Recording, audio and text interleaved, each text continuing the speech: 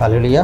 మహిమా శబ్దం YouTube channel వారు నిర్వహిస్తున్న ఈ యొక్క టీవీ ఛానల్ చూస్తున్న ప్రేక్షకులు అందరికీ, సేవకులకి, సంఘానికి అందరికీ దేవుని పేరట మనవి చేసుకుంటూ, నా పేరు యశ్రత్నం అండి. మా స్వగ్రామం రాజమండ్రి బైపాస్ రోడ్ చర్చి వద్ద మా ఇల్లు. నేను చెప్పులు కుట్టుకుంటూ జెమినీ జ్యువెల్ షాప్ దగ్గర మరి నా జీవనోపాధి కొనసాగిస్తూ అండి. ఆ రీతిగా ఉన్న నా జీవితంలో దేవాదేవుడు చేసిన కార్యాన్ని బట్టి దేవుని సన్నిధిలో లోబడి ఈ రీతిగా నడుచుకుని దేవునిలో సక్రంగా ఉంటున్నానండి. దేవుని నామానికి మహిమ కలుగును గాక. హల్లెలూయా.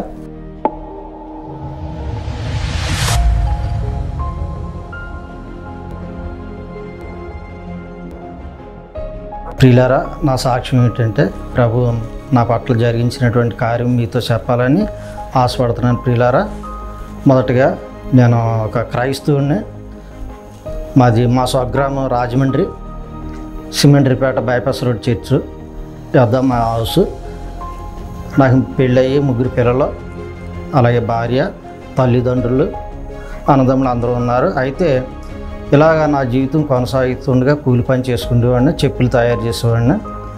చేస్తూ ఉండగా మరి నాకు కొన్ని అలవాట్లు ఉండి, నాకు నామకార్థ క్రైస్తవుని నేను పరిపూర్ణంగా దేవుణ్ణి నేను తెలుసుకోక నాకు కలిగిన కష్టాన్ని బట్టి త్రాగుడు, అనేక అలవాట్లు, వ్యసనాలకి నేను లోనైపోయాను. ఆ సందర్భంలో మరి ఒక చోట తాగి నేను పడిపోవడం జరిగింది.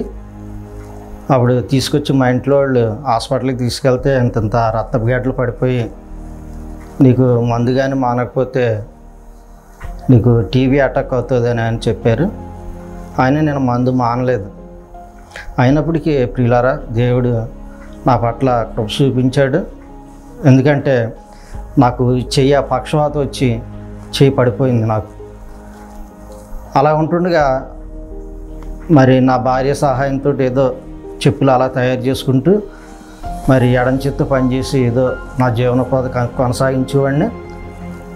అలా ఉంటుండగా పెద్ద ఆవిడ వచ్చి, అలాగా ఎన్నాళ్ళని మీరు ఉంటారు, మీ ఆయన సొత్తు చెయ్యి బాగలేదు కదా, తైన బాటిల్ తీసుకుని వెళ్ళి నిల్సనయ్య గారి దగ్గరికి వెళ్ళి, అక్కడ నిల్సనయ్య గారు నూదరాన్ చర్చ్ ఉండేది. ఆ నూదరాన్ చర్చిలో నిల్సన్ గారు సేవకుడిగా ఉండేవారు. అప్పుడు ఆయన దగ్గరికి వెళ్ళి ఈ తైన బాటిల్ తీసుకెళ్ళి ప్రార్థన చేయించుకొని అది రాస్తే నీ భర్తకి స్వస్థత వస్తుంది కదా అని ఆ పెద్ద ఆవిడ చెప్పగా, నేను అమ్మనే నా భార్య వెళ్ళి సేవకుడితో ప్రార్థన చేయించుకొని ఆ రోజు ఆ తైని తీసుకొచ్చి నా చేతికి రాస్తూ ఉండేది. అలాగా 10 రోజులు రాసింది. 10 రోజులకే దేవుడు స్వస్థ ఇచ్చాడు. దేవుని నామానికి మహిమ కలుగును గాక. హల్లెలూయా. అలాగున్నా నేను కృతజ్ఞతలు కలిగి లేదు దేవునికి.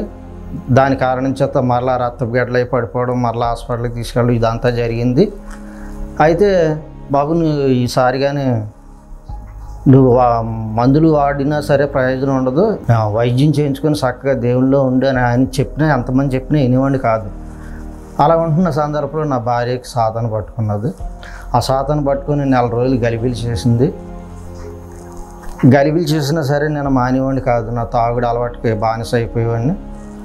అలా ఉంటున్న ఈ రోజులు నాకు దేవుడు స్వస్థ ఇచ్చినా నాకు బుద్ధి రాలేదు. అప్పుడు నా భార్యకు ముళ్ళు పెట్టి దేవుడు నన్ను తీసుకున్నాడు. ముందు మొట్టమొదటిగా నా భార్య చర్చికి వెళ్ళడం మొదలైంది. తర్వాత నేను చర్చికి వెళ్ళడం మొదలైంది.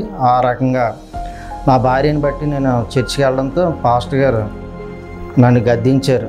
తీసుకొస్తున్నా నీ భార్యని స్వస్థపరచబడుతుంది, మళ్ళీ వెళ్తుంది, ఇదేంటి బాగలేదు అని అంటే, అప్పుడు ప్రార్థన చేయించుకొని నీకున్న అలవాట్లు బట్టి నీ సాతాను రావడానికల్లా కారణం నువ్వే, కనుకనే నీ భార్యకి ఈ సాతాను పోవాలి అని అంటే నువ్వు మందు మానేసి దేవుని దగ్గర స్థిరంగా ఉండాలని చెప్పారు. ఆయన అనలేదని. అయితే ఈ సాతాను గలిబిలి చేసి 7 దెయ్యాలు పట్టుకొని, 7 దెయ్యాలు నన్ను రాత్రి పగలు నిద్ర లేకపోతే చేసేది.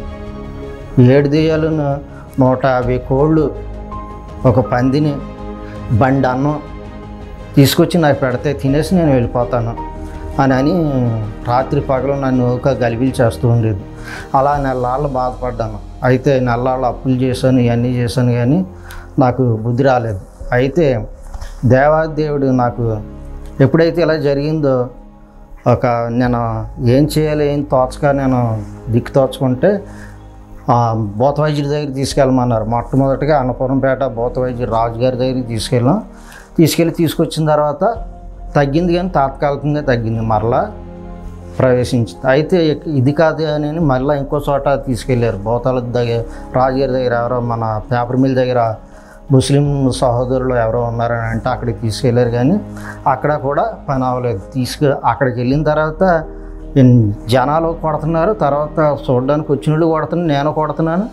అక్కడికి తీసుకెళ్తే జైల్లో ఖైదీని కొట్టినట్టు తడిపి కొట్టేవారు. దీనికి అంతటికీ కారణం నా భార్యకి నరాల బలహీనత వస్తుంది.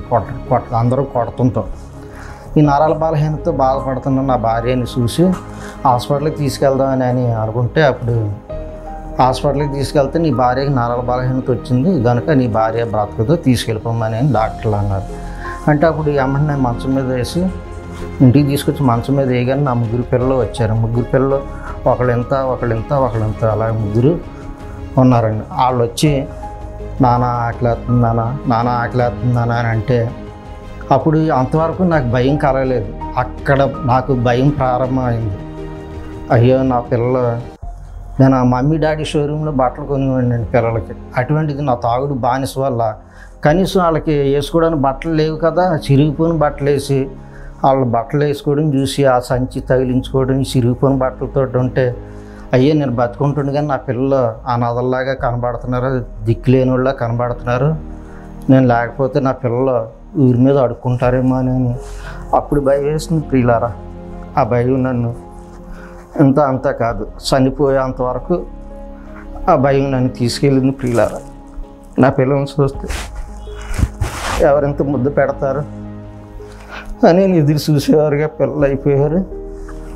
నేను కానీ నాకు ఏదైనా, నా భార్యకి ఏదైనా, నా పిల్లల పరిస్థితి ఏంటి, నా కళ్ళ ముందు ఈ ఘోరాన్ని నేను చూడలేనని ఎమ్మంటే ఇల్లు అమ్మేసి అప్పులన్నీ తీర్చేసి పిల్లలకి ఏదైనా విషం కలిపి పొలంలో విషం కలిపి అలా పెట్టేసి నేను కూడా తినేసి చచ్చిపోదామని అనుకున్నా ప్రియులారా. ఆ సమయంలో దారిపోయే వాళ్ళని అందరిని అడిగాను, ఇల్లు అమ్ముతాం బాబు అని అంటే ఎవరు కూడా మరి వచ్చేవారు, కానీ నాతో చెప్పకుండా వెళ్ళిపోయేవారు. ఏంటి 3-4 తీసుకొచ్చాను, ఎవరో చెప్పకుండా నాతో వెళ్ళిపోతున్నారేటని అనుకున్న సందర్భంలో ఒక వ్యక్తి, నేను తీసుకొచ్చిన వ్యక్తిలో ఒక వ్యక్తి రోడ్డు మీద కనిపించాడు. ఆయన్ని అడిగాను, బాబు నేను ఇల్లు అమ్మేద్దామని అనుకున్నాను, మీరు కూడా కొనడానికి వచ్చారు కదా, మరి నాతో చెప్పకుండా వెళ్ళిపోయారు, మరి పెద్దలు కావాలని అన్నారు కదా, పెద్దలు తీసుకొద్దామని అనుకునేసరికి మీరు వెళ్ళిపోతున్నారు ఏంటండి అని అంటే, అవును బాబు నువ్వు అమ్మిలాగా చెప్పావు, మేము కొనిలాగా వచ్చాం, కానీ అక్కడికి వచ్చిన తర్వాత తెలిసింది ఏంటి అని అంటే, అక్కడికి దెయ్యాలు పంపుకొని నువ్వేం బాగుపడతావా అని అంటున్నారు అక్కడ వాళ్ళు అని అంటే నాకు ఇంకా బాధ కలిగిందండి. ఆ బాధ అంతా కాదు, కనీసం చనిపోవడానికి కూడా నాకు ఇది లేకుండా అయిపోయింది అని పిల్లల గురించి ఎంతో భయపడిపోయి ఏడ్చేవాడిని. ఆ ఏడ్చుతున్న సందర్భంలో ఒక ఆమె వచ్చి మబ్బులు గారిని తీసుకొస్తాను, నువ్వు ప్రార్థన చేయించుకో బాబు అని చెప్పింది. సరే అమ్మా అని అంటే మబ్బులు గారు వచ్చారు. షేక్ మబ్బులు గారు అయినా అన్నపూర్ణపేటలో సేవ చేస్తున్నారు, సేవకులైనా. అయితే ఆయన తీసుకొచ్చిన తర్వాత అడిగారు, ఏంటి బాబు నీ ప్రాబ్లం అని అడిగారు. ఒక దెయ్యం పట్టుకొని నన్ను నాన్న బాధలు పెడుతుంది రాత్రి పగలు అని అంటే, సరే దేవుడు నీకు సహాయం చేస్తాడు, దేవుడికి కృతజ్ఞతలు కలిగి దేవుని సన్నిధిలో నమ్మకంగా ఉంటావా నువ్వు అని అడిగారు. సరేనండి ఉంటానన్నా అంటే అప్పుడు ఏమంటే నన్ను మోకాళ్ళు వేయని అన్నారు. మోకాళ్ళు వేసాను, ప్రార్థన చేశారు. ప్రార్థన చేస్తే నా భార్యలో ఉన్న దెయ్యాలు చూడడానికి వచ్చిన వాళ్ళు దూరిపోయాను. ఆ రకంగా అయితే అంతా గలిబిలైపోతున్నప్పుడు ఆ సందర్భంలో ఎప్పుడైతే సేవకుడు వచ్చి నా ఇంటికి అడుగు పెట్టాడో, ప్రార్థన చేశాడో, అప్పుడు కాస్త నాకు నెమ్మది దొరికింది. అంతవరకు నాకు నెమ్మది లేదు, మనశ్శాంతి లేదు, హృదయం అంతా గలిబిలతోటి ఉండేవాడిని. ఏ టయానికి ఏం జరుగుతుందని భయంతో ఉండేవాడిని. ఆ సందర్భంలో ఆ సేవకుడు రాగానే ప్రార్థన చేయగానే ఎంతో నెమ్మది కలిగింది, ఊరట కలిగింది నాకు. సరే నువ్వు ఇలాగ ఉన్నది కాబట్టి నీ పరిస్థితి మందిరానికి రా అన్నారు. అంటే నేను వెళ్ళలేదండి. అయితే మరలా నా భార్యకి వెళ్ళడం ఇలా జరుగుతుంది. అప్పుడు కూర్చోబెట్టి నువ్వు వచ్చి నీ భార్యని తీసుకొని వెళ్ళిపోతున్నా, అది కాదు పద్ధతి.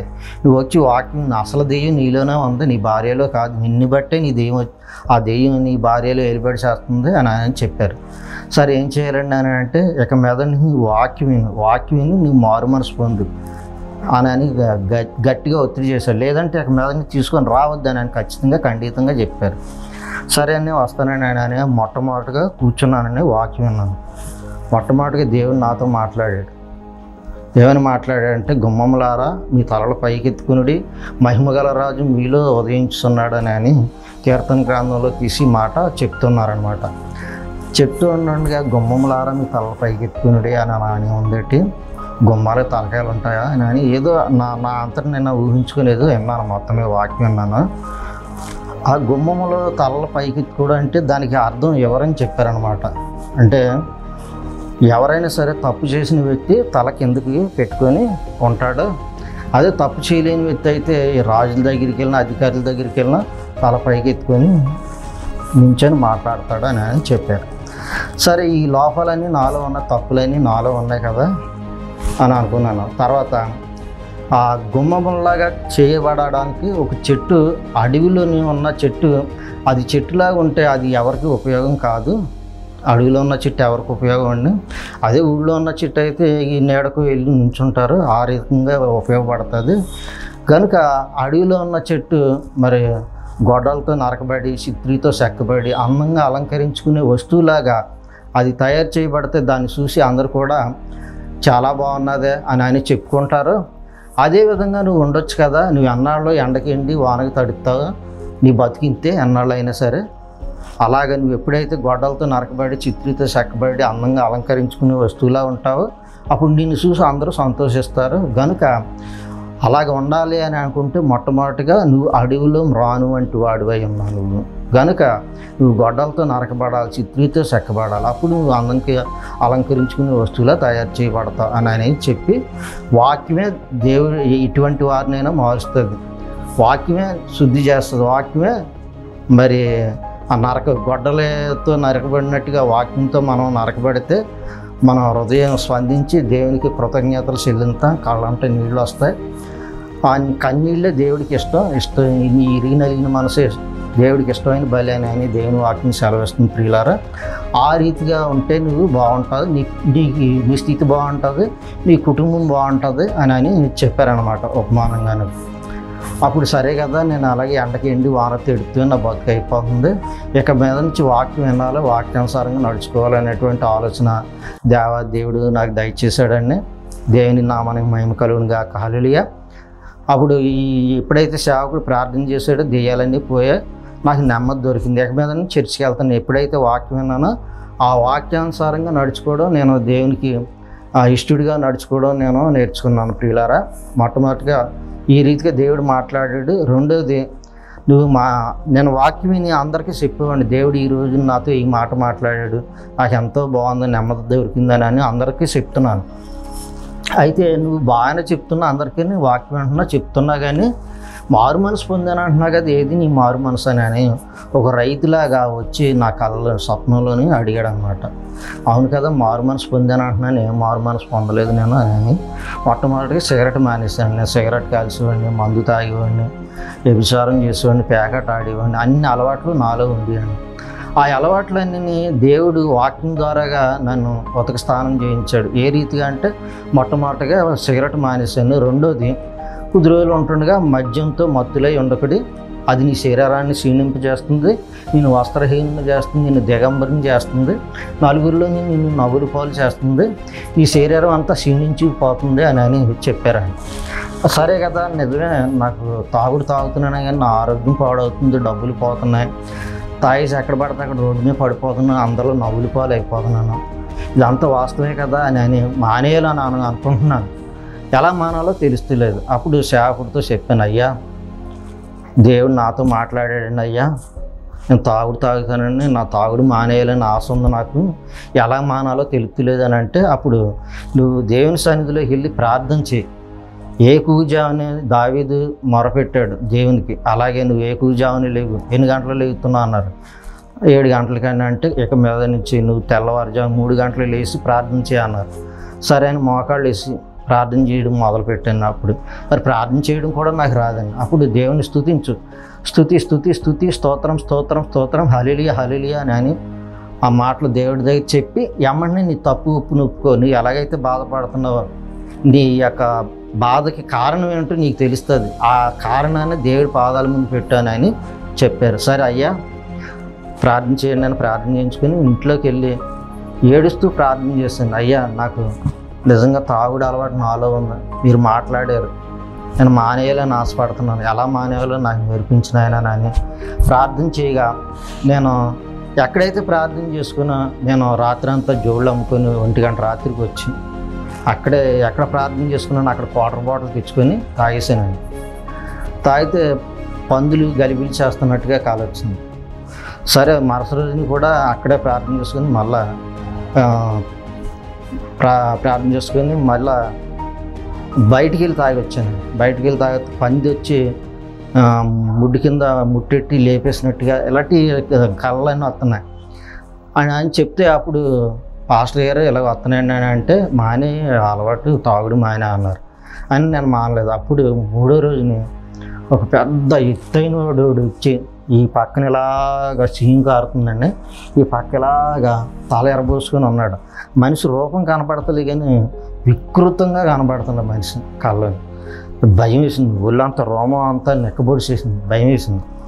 ఆడు వచ్చి ప్రార్థన చేస్తున్నాడు, దడాల మన తలుపుతన్ని లోపలికి ప్రవేశించి మంచం మీద వచ్చి కూర్చున్నాడు. అయితే ఇలా వస్తుంది ప్రభు అని ఎప్పుడు తెల్లారుతుందా అని చూసి పాస్టర్ గారి దగ్గరికి వెళ్ళాలా అని చెప్తే, మొట్టమొదట పందికొక్కులు, ఈ పంది, ఈ సాతాను వీడు లాస్ట్ వాడు వచ్చినాడు, నేను గలిబిలి చేస్తున్నాడు, నువ్వు మానేయాలనుకుంటున్నావు కదా, ఆడు కాళ్ళకి అడ్డపడుతున్నాడు, పందికొక్కుల్లో నీ కాళ్ళకి అడ్డపడుతున్నాడు అంటే నీ నడిచే మార్గంలో వాడు ఉన్నాడు కనుక నిన్ను వెళ్ళనివ్వకుండా చేస్తున్నాడు కనుక తక్షణమే నువ్వు మానేసావా, నీ జీవితం బాగుంటుంది, ఇప్పుడే ప్రార్థన చేయించుకుని మానే ఆ తాగుడు అన్నాడు.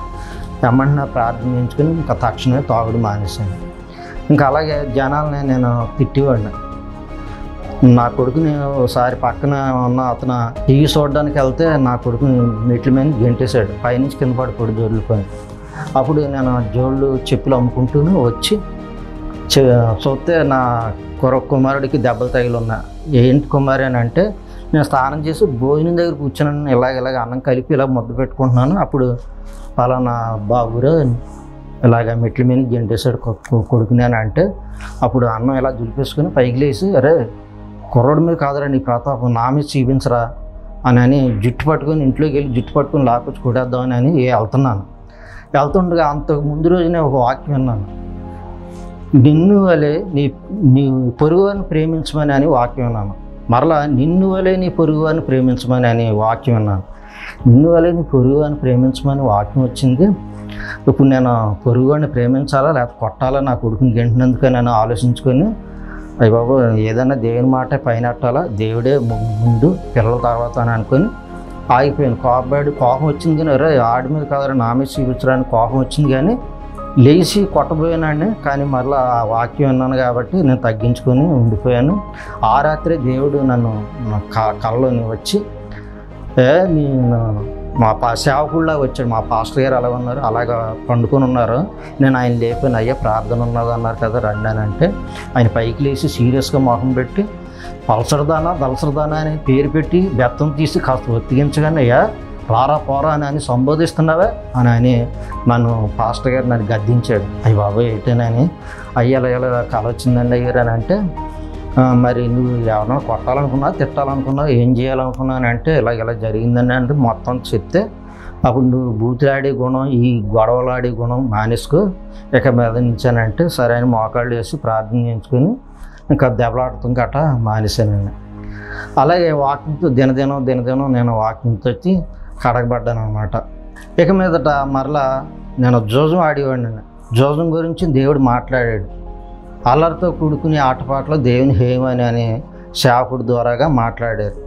ఆ ఆటలు ఆడేవాళ్ళ పరిస్థితి ఎలా ఉంటుంది అనేది మరలా ఉపమానంగా చెప్పారనమాట.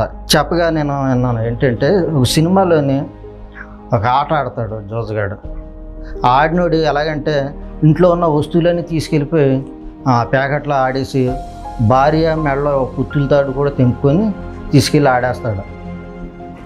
అయితే తల్లి సరిపోయిందని అంటుంటే ప్యాకెట్ ఆడుతూ ఇగో నేను ఎలా వచ్చేస్తాను మీరు ఎలా తీసుకొచ్చండి అని వాళ్ళతో చెప్తాడు. బాబు మీ అమ్మగారు చచ్చిపోయింది రారా బాబు అని చెప్తున్నా సరే నేను ఎలా వచ్చేస్తాను మీరు ఎలా తీసుకొచ్చండి అని. ఇలాగ పోలీసులు తరుముకొస్తారు. ఈ దొంగతనం చేసి ఎవరింట్లోనూ తీసుకొచ్చి ప్యాకెట్ ఆడుతూ ఉంటుంటాడో పోలీసులు ఓలేసుకుని వస్తూ ఉంటే ఎక్కడి నుంచి ఆట ఆడుతున్నవాడు పారిపోయి ఆ తల్లి చనిపోతుంది. ఆ చనిపోతున్న తల్లిని తీసుకెళ్తూ ఉంటే కొమ్ము కాసి ఈ పోలీసులు వెళ్ళిపోయిన తర్వాత తనకు కూడా ఇలా పారిపోతాడు. ఆ రకంగా ఉంటుంది జూజం ఆడే పరిస్థితి. కనుక ఈ జూజం ఆడడం మానేయాలని చెప్పారు. చెప్తే నేను పండుకున్నాను. ఆ రాత్రి ఎలాగ వచ్చిందంటే ఒక రథం మీద ఒక రాజుగారు వస్తున్నారంట. ఆ రాజుగారిని చిన్నప్పుడు గూటి బిళ్ళ ఆడి ఇలా పెట్టుకొడితే ఆ రాజుగారి నొసల్లో దూరిపోయి సగం ఇలాగా రక్తంలా కారుతున్నాను. అది చూసి చుట్టుపక్కల ఉన్న బట్టలు ఉంటారు కదా, వారు వచ్చి నన్ను పట్టుకొని తీసుకెళ్ళిపోతుంటే ఆ రాజుగారు రథం దిగి ఆ చిన్న కుమారుడికి ఏం తెలుసు, మీరు ఆ బెడ్ని విడిచిపెట్టండి అని చెప్తాడు. అయ్యా నాకు కళ ఎలాగ వచ్చిందని నేను పాస్టర్ గారితో చెప్తే, నువ్వు జూజం ఆడడం మానే రత్నం, దేవుడు నీతో మాట్లాడాడు కదా, నువ్వు దేవుని గాయాలు రేపినోడు అయ్యావు, ఆ గాయాల్లో నుంచి రక్తం కారుతుంది, కాబట్టి నువ్వు ఇక మీద నుంచి జూజం ఆడడం మానేనని అన్నారు. వెంటనే మోకాళ్ళు వేసి ప్రార్థన చేసుకుని ఆ అలవాటు కూడా మానేశాను. దేవుని నామానికి మహిమ కలుగునుగా. హల్లెలూయా. అయితే ఇదంతా నేను చెడుతనాన్ని విసర్జించుకున్నాను. పైకి కనిపించే అన్ని వేషధారణ తీసేసుకున్నాను. తాగుడు, మద్యం, పేకాట, వ్యభిచారం ఇవన్నీ తీసేసుకున్నాను. ఇంకా అందరితో నేను పరిశుద్ధిని అయిపోయినాను అంత ఫీలింగ్ నాలో వచ్చి నేను మా పాస్టర్ గారు ఒకసారి జనవరి నెలలోని కూడికి పెట్టారు ఇంటి దగ్గర. పెడితే అక్కడికి వెళ్ళాం. అయితే ఎవరెవరో దేవునికి ఇవ్వాలనుకుంటున్నారో కానుక ఈ సంవత్సరం, ఈ నూతన సంవత్సరం మనం సభలకు వెళ్తాం కాబట్టి ఎవరెవరు ఎంత ఇస్తారో చెప్పండి అని అన్నాడు. అందులోనే నన్ను ప్రత్యేకంగా నన్ను పిలిచి పైకి లేపి, రత్నం నువ్వు ఎంత ఇస్తున్నావు చెప్పు అని అందరి ముందు నన్ను నిలబెట్టారు. ఇదేంటి అందరిని మానేసి నన్నే నిలబెట్టాడు సేవకుడు అని నాకు బాధ కలిగితే ఇంటికి వెళ్ళి ప్రార్థన చేస్తున్నాను. ప్రభువా, నన్నే ఎందుకు నన్ను ఒత్తిడి చేస్తున్నారు, అన్ని పనులు నాకే చెప్తున్నారు, నన్నే ఒత్తిడి చేస్తున్నారు, అందరిలోనూ నన్ను కించపరిచినట్టు మాట్లాడుతున్నారు అని నేను బాధపడి ప్రార్థన చేసుకుని పడుకున్నాను. ఆ రాత్రే దేవుడు నాతో మాట్లాడాడు. ఏమనంటే, నువ్వు సేవకుడి మీద నువ్వు ఎందుకు తిరుగుబాటు చేస్తున్నావు అని ఒక లారీ మీద నేను ప్రయాణం చేస్తున్నాను అంటండి. ఆ లారీ మీద ప్రయాణం చేస్తుంటే లాలా చెరువు సెంటర్లో ఒక అధికారి ఆపేశాడు లారీని. ఆ లారీని అధికారి ఆపేయడంతో ఆ డ్రైవర్ని అంటున్నాడు, నీ యొక్క లోడ్ కాగితాలు, ఈ డ్రైవింగ్ లైసెన్సు, నీ కాగితాలన్నీ పట్టుకొని నా దగ్గర రా, నేను అక్కడ కూర్చొని ఉంటాను, నీ కాగితాలు తీసుకొని వస్తే నేను మోరేసి నేను పంపిస్తాను అని అంటున్నాడు. అయితే డ్రైవర్ అంటున్నాడు, నా కాగితాలు బాగున్నాయి, నా తర్వాత నా లోడ్ కాగితాలు అన్నీ కరెక్ట్గా ఉన్నాయి, నేను రానవసరం లేదని డ్రైవర్ అంటున్నాడు. అయితే ఈ క్లీనర్ దిగి, అయ్యా ఆయనేమో అధికారి, ఆయనతో మనం గొడవ పడితే మనం ఎక్కడి నుంచి వెళ్ళలేము, కనుక మీరు రానంటున్నారు కాబట్టి ఆ కాగితాలు ఏవో ఇవ్వండి, నేనే వెళ్ళి మోరేయించుకొస్తాను అని ఆ కాగితాలు తీసుకుని అధికారి దగ్గరికి వెళ్ళి మోరేయించి తీసుకొచ్చి చెప్తున్నాడు అనమాట డ్రైవర్ తోటి. ఏమని, అయ్యా ఆయన అధికారి కదా, ఆయన చేతిలోనే ఉంది, మనం నడిపించాలన్నా ఆపేయాలన్నా మన ప్రయాణాన్ని ఆయన చేతిలో ఉందని అని ఆ క్లీనర్ అంటున్నాడు. దీనికి అంతటికీ ఏంటంటే, ఈ యొక్క మర్మం ఏంటంటే, అధికారి ఏమో దేవునికి సాదృశ్యం, ఈ డ్రైవర్లో ఉన్న ఆలోచనలన్నీ నాయి, ఈ క్లీనర్ ఏమో మధ్యవర్త, సేవకుడికి సాదృశ్యం. అయితే ఇప్పుడు నా జీవన గమనం, నేను ఎప్పుడైతే నేను నా మీద నిందలు మోపుతున్నారో, నన్నే అంటున్నారో అని నేను కానీ ఒకవేళ నా యొక్క దేవునిలో నా యొక్క ప్రయాణాన్ని ఆపేస్తానని దేవుడు గద్దించాడు నన్ను. అప్పుడు ఇదంతా చెప్పాను, కళ ఇలాగ వచ్చిందండి అయ్యారు అని అంటే, ఇది నీకు కళకి అర్థం తెలుసా ఆత్మ అని చెప్పారు. అప్పుడు ఇలాగని చెప్పాను. చెప్తే ఇది కరెక్ట్, కనుక ప్రార్థన చేయించుకొని అటువంటి ఆలోచనలు మానుకొని దేవుణ్ణి పరిపూర్ణంగా లోబడి ఉండు, నమ్మకంగా ఉండు అని చెప్పారు. ఇంకా అక్కడి నుంచి అది కూడా మానుకొని దేవునికి లోబడి ఇంకా పరిచర్యలు ఎలా ఉండాలో అన్నీ దేవుడే మాట్లాడుతున్నాడు. పరిచర్యలు ఎలా నడుచుకోవాలి, ఎవరు దీనిలో నా సన్నిధిలో గడగడ వణుకుతారో వారిని నేను దృష్టిస్తాను అని దేవుడు ఈ మాటలన్నీ నాకు నేర్పాడండి. చెడుతనాన్ని విసర్జించుకొని వాక్యాన్ని విని ఎలా నడుచుకోవాలో నాకు నేర్పించాడు. నేను కామ, క్రోధ, మద, మత్సరం, ఈషాదేశాలు, కలహాలు, కక్షలు, కుట్రలు, కుతంత్రాలు ఇవన్నీ దేవుడు నా నుండి వేరుపరిచాడు. దేవుని నామానికి మహిమ కలుగును గాక. ఆ రీతిగా నేను కొనసాగుతున్నాను. కనుకనే ఈ యొక్క టీవీ ఛానల్లో చూస్తున్న ప్రేక్షకులు అందరికీ నా వందనాలు చెల్లించుకుంటూ నా యొక్క చిన్న సాక్ష్యాన్ని ముగించుకొని ప్రార్థన చేస్తాం.